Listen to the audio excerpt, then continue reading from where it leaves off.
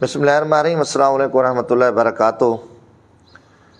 تحریک لبیک پہ حکومتی پابندیاں اور تیاریاں شروع ہیں۔ کیا قوم سوال کر سکتی ہے عمران خان سے یا جو یہودی ایجنٹ بیٹھے ہیں ان سے کو پوچھ سکتا ہے کہ جن پارٹیوں نے پاکستان کے خلاف سازش کی، جن پارٹیوں نے پاکستان کو تسلیم نہیں کیا، پاکستان کے اربوں ڈالر لوٹ کر پاکستان کو دیوالیہ کیا، ان پر پابندی لگ سکتی ہے؟ جنہوں نے یہاں دہشت گردی کی ان سے کوئی پوچھ سکتا ہے؟ میں سوال کرتا ہوں ارباب اختیار سے، کیا محمود اچکزئی اور اسفندیار ولی نے آج تک پاکستان کو تسلیم نہیں کیا؟ کیا آپ میں اخلاق کی جرت ہے؟ آپ ان پہ ہاتھ ڈال سکتے ہو؟ کیا ایم کیو ایم نے ہزاروں لوگوں کو قتل کیا؟ کتنے سیکورٹی فورسز کے جوان شہید ہوئے؟ کیا آپ میں اخلاق کی جرت ہے؟ ان پہ ہاتھ ڈال سکتے ہو؟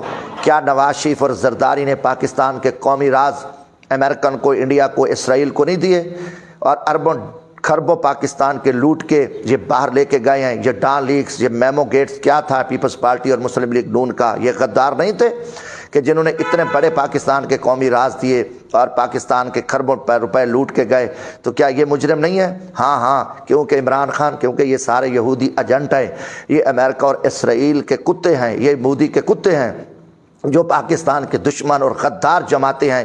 ان کے اوپر آپ نے ہاتھ نہیں ڈالنا اور آپ صرف ان مظلوموں پہ ہاتھ ڈالو گے کیونکہ تحریک لبیک والوں نے اللہ کا نام اور نبی صلی اللہ علیہ وسلم کی حرمت کا نام لیا اور انہوں نے آپ ناموس رسالت کے تحفظ کا نام لیا، اس لیے آپ جو پاکستانی ہیں، حق کہنے والے ہیں، سچ کہنے والے ہیں، ان کے اوپر آپ بین کرو، کیونکہ یہ ٹوٹل غیر قانونی اور گھٹیا غیر عینی اقدام ہے کہ آپ دہشت گرد جو جماعتیں ہیں ان کو اسمبلیوں میں بٹھاؤ، ان کے اوپر بین نہ کرو، جو پاکستان کو لوٹیں، جو عزیر بلوچ بنائیں، جو لاکھوں سینکڑوں لوگوں کو قتل کریں اور پاکستان کی دولت باہر لے جائیں، پاکستان کو تسلیم نہ کریں، وہ وفادار ہیں۔